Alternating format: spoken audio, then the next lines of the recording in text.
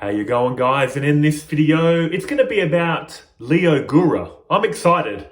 I did not know about this gentleman, and I've watched more of his content. And the name of this video will be something like, Leo Gura is God, and you are his source. And I'm not being cheeky about that. I've watched more of his content, and you know what? I really enjoy listening to him.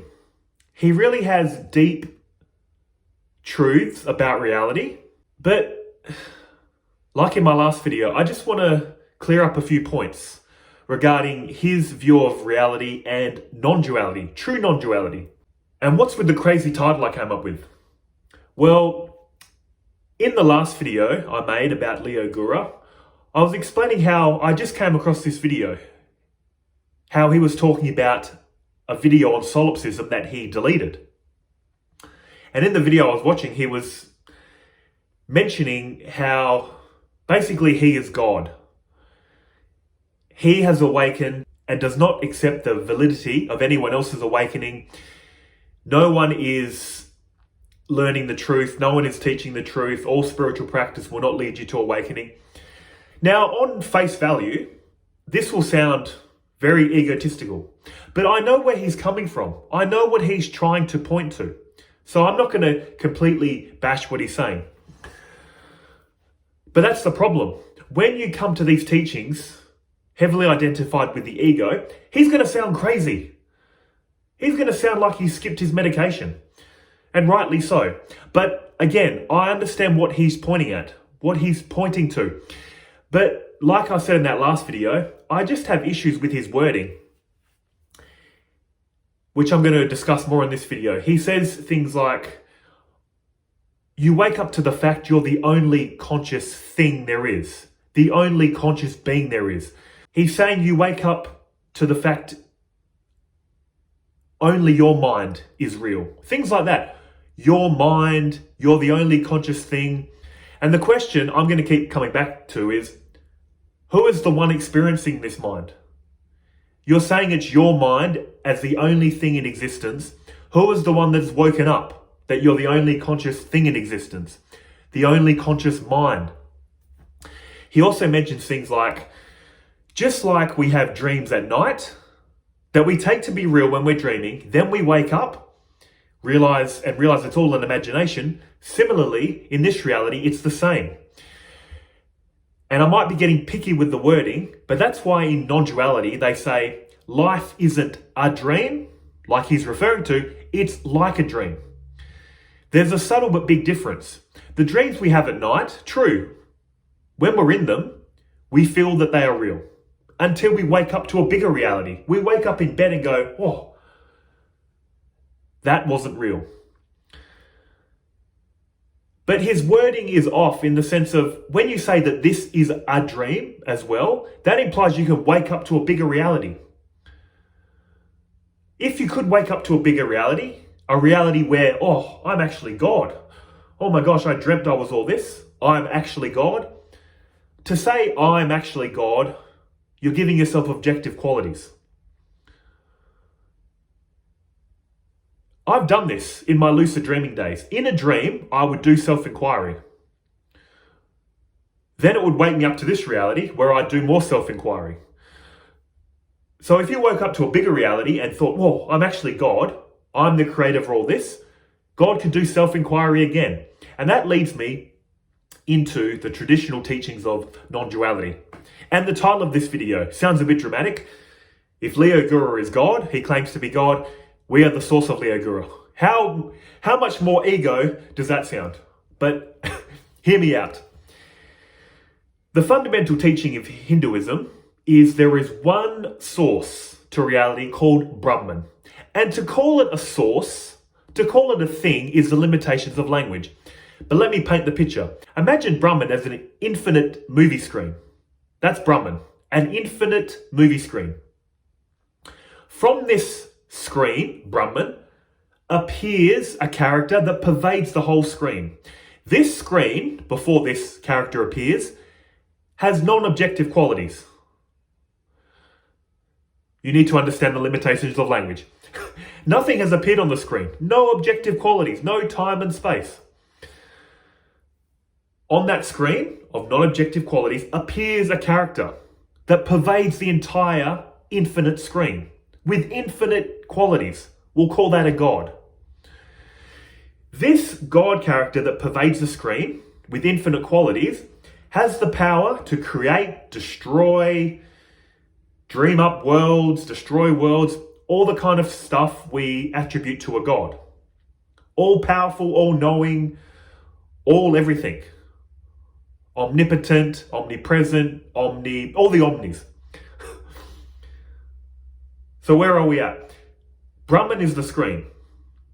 Out of the screen emerges a God character that pervades the entire screen. That God character has the ability to create a world and us.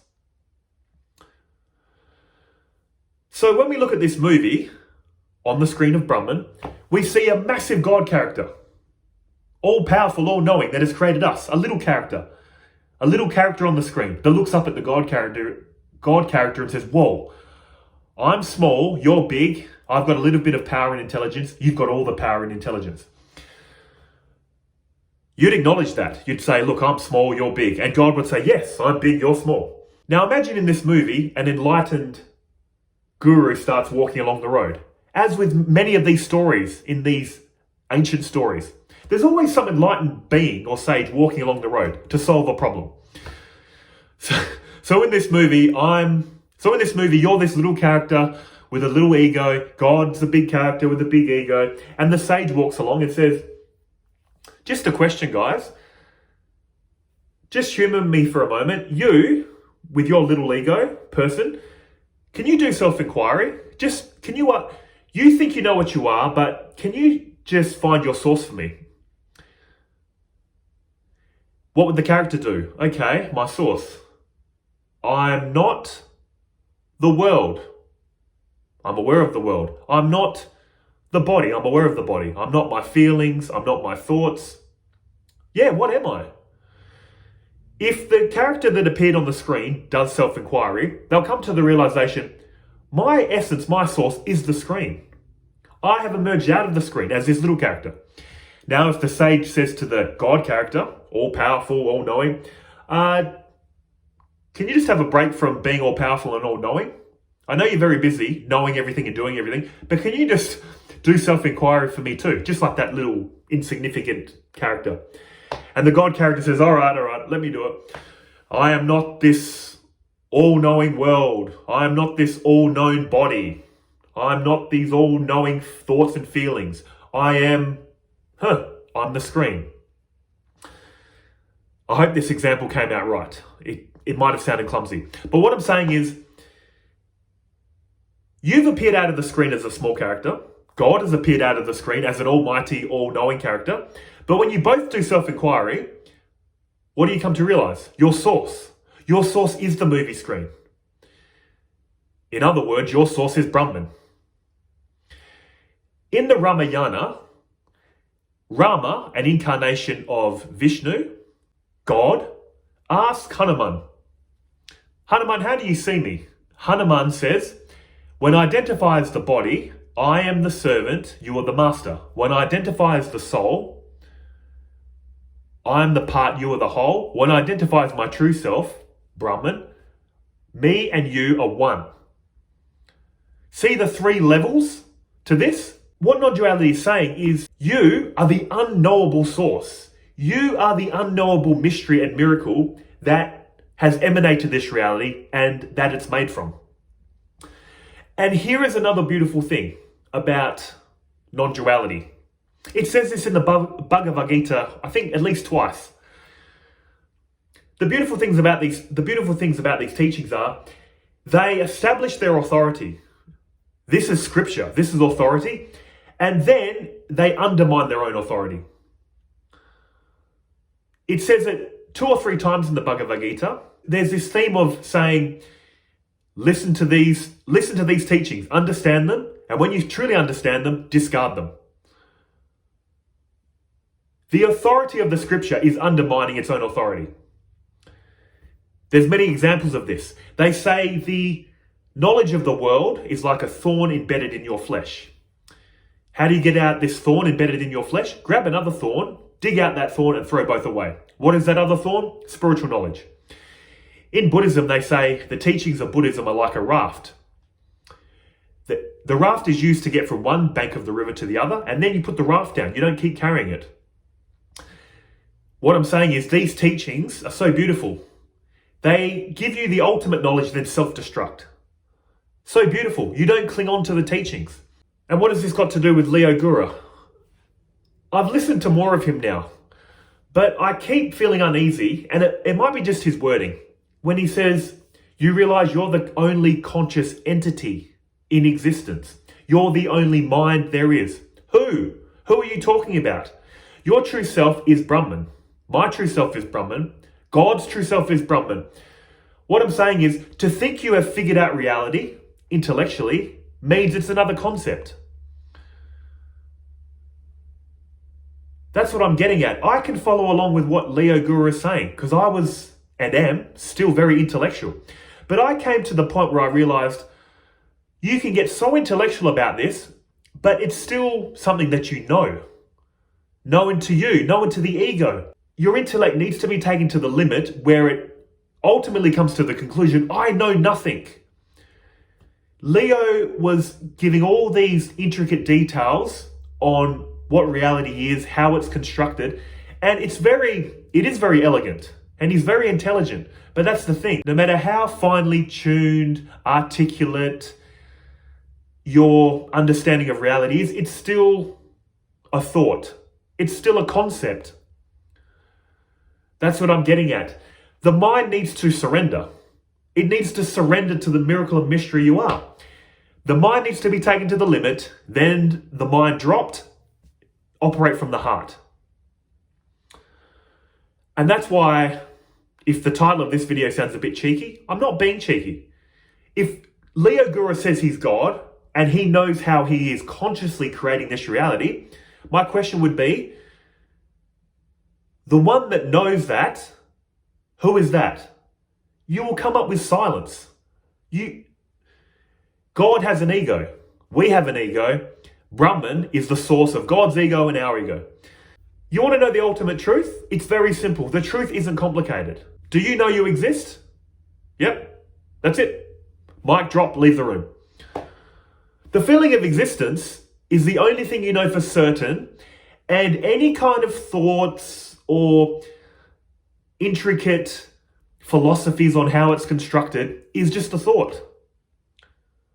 That's why I said Leo is very intelligent. He has a very elegant, intricate design, explanation on how reality is being constructed. Very, very good. But again, this is all intellect.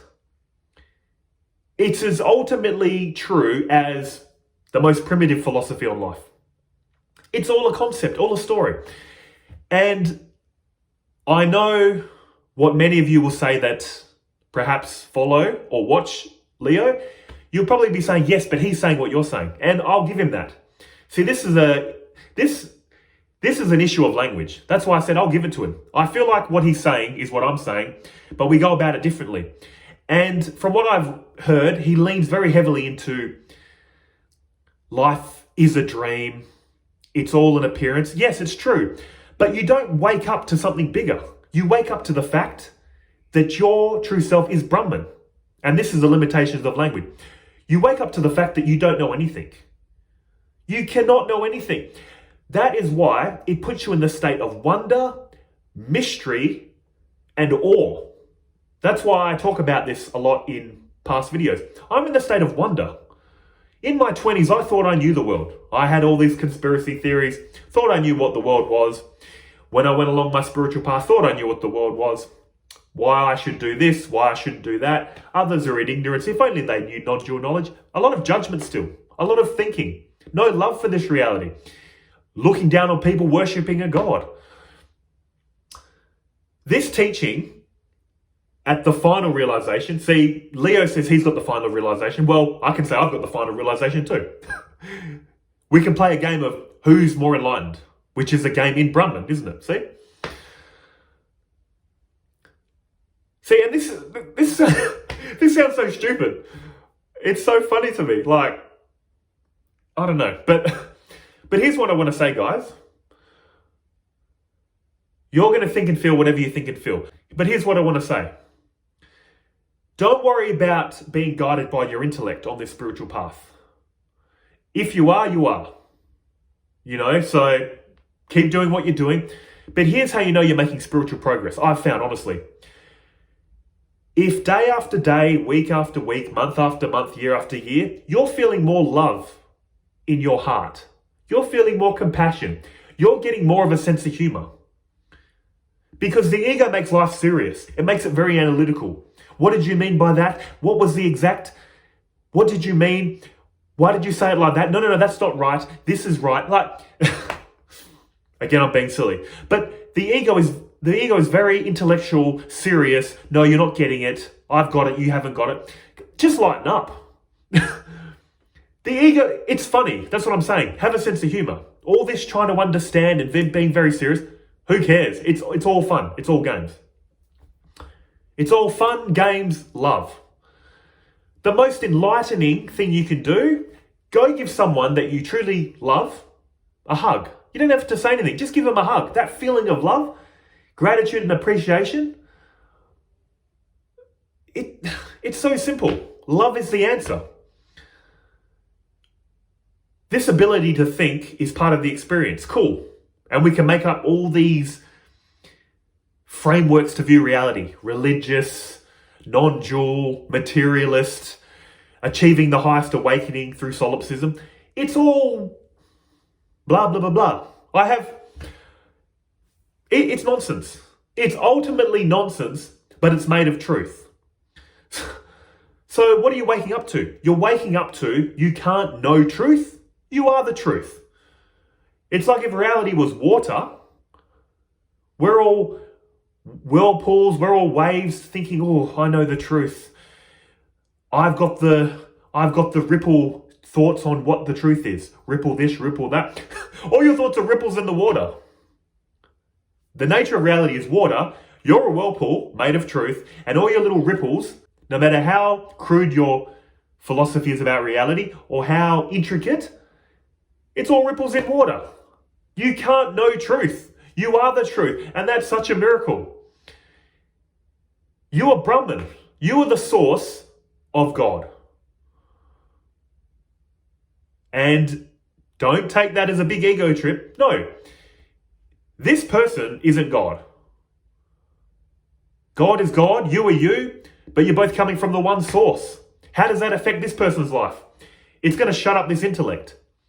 It's going to stop all this thinking and allow you to appreciate again the mystery and miracle of existence, like a kid. Look at a kid. They're just happy to live. When they're playing, you don't say, why did you kick the ball like that? Why did you tap him and run and start laughing? You don't analyze why a kid plays. They're just happy. They exist, they're happy, there's no reason for them doing what they're doing. So I'm going to say in true awakening, Leo said he's got a true awakening. I'm going to say, well, in my version of true awakening, you need a sense of humor and love. Sense of humor about your life, your problems, deep love and compassion for others. It's all you anyway. It's all nonsense. It's all solipsistic, whatever you want to say. So have a laugh about yourself. Have deep love and compassion for these apparent others that are you. See what I'm saying? As long as you're developing a sense of humor, love and compassion, that's all that matters. Then all you need to do, go and have a beer with your mates. Go do some fishing, watch the footy. That's what I'm saying. You can get so intellectual and alienate yourself from life. That's why a lot of intelligent people are very lonely. They think, oh, I know the truth. And these other people don't know the truth. They're in ignorance. Ignorance is bliss. True awakening is bliss. When you're in the middle thinking, I am awake and it's so depressing, that's not bliss. In the Gospel of Sri Ramakrishna, the guy that was writing it, M, his name was M. It's a longer name, I forgot, but he shortens it to M. The first meeting he had with Sri Ramakrishna, he was awestruck. He's like, wow, this very simple man, it's like the Vedas, the scriptures of Hinduism, just flow off his tongue. He's very simple, very humble, but words of wisdom just flow off his tongue. So many high truths. He was stunned, M. He's like, well, this guy, I need to see him again. Comes back the next day, sees Sri Ramakrishna mucking around with his disciples like they're kids, like they're little kids. He looks at him and goes, was this the same guy from yesterday? Yesterday he was so wise, so much wisdom and insights, and now he's acting like a little kid. And M was like, huh? Exactly. When you truly wake up, you can have the mindset of a child, because reality is ultimately nonsense. So have a bit of fun with it. Have a sense of humor. But on the flip side, you can be very wise. Talk about some deep truths. Show a lot of love and compassion. See, the ego creates fear, separation, overthinking, analyzing, judgment. Your true self is love. It's a sense of humor. And that's why the ancient sage, I think it was Gaudapada, he said, after enlightenment, act like a fool. What does act like a fool mean? Act like everyone else. Why do you have to sit there and go, I'm very serious, I know the truth, you don't get it, you're not going to get it, I'm awakened, you're not, you'll never be. Act silly. If people think you're crazy, isn't that a compliment? In this day and age, would you want to be normal? Look at what normal is getting people. So much depression, misery, so much feelings of emptiness in people's hearts. If that's normal, I'd rather be called crazy. Crazy and happy. Crazy with a sense of humor and love and compassion. After enlightenment, act like a fool. The highest understanding is you don't know anything. You literally cannot know your source. And once that fully dawns on you, whether your experience is I'm just a person living a life, I'm just a person devoting to a God, I'm just a person that has awoken to God consciousness, whatever you're experiencing, I'm not denying Leo Gura's experience. All I'm saying is, who is the one that's appearing to? Leo Gura would have started off thinking he's a normal person like the rest of us. Then he had this huge awakening experience, God consciousness. Who is the one that's appearing to? Brahman had the experience, I'm Leo. Brahman had the experience, I've got God consciousness. Anything that comes and goes is not ultimate truth, because you are the truth. Brahman is the truth, lighting up all these apparent truths. No matter how simple, like our experience, going to work, getting stuck in traffic, going to grab the last jar of coffee and someone else grabs it, or during lockdown, you go to grab the tissue paper, someone else grabs it, and you're pulling back and forth. Who is the one experiencing that? Brahman. Who is the one that's experiencing Leo Gura's God consciousness? Brahman. That's all I'm saying. If all is one, why do you need to stay at the highest point? Come down to earth. Have a beer. Sing the Macarena. Hey, Macarena. Reality doesn't have to make sense. Just have a bit of fun. Remember like when you were a kid? That's still in you. When we look at a kid and go, they're so innocent, they're so pure. We're like that too. What's the difference between a child and us? We have been overlaid with all this thinking, whether it's atheist, religious, I have God consciousness, whatever the thinking, then we see reality through those concepts, no matter how simple or enlightening, and then we suffer. So guys, I wanted to do this video in a very calm tone. I'm trying to calm it down and be more relaxed, but I get excited. I wave my hands around, start singing the Macarena, start getting all dramatic. Because I'm having a bit of fun with this, and I want you guys too. If at the very least, I'm hoping you see this as some entertainment, because life isn't serious. We don't know our source. That's amazing. That's why kids are having so much fun. They don't know anything. And you don't know anything either. All this is words. All this is a lot of hand movements. So guys, sense of humor, love and compassion. Whatever you're doing in this life, if it's giving you a sense of humor, love and compassion, keep doing it. Don't worry about all this thinking, unless you enjoy it. So that's all I have to say. As always, guys, thank you so much for watching and take care, you beautiful people. I'll see you in the next one.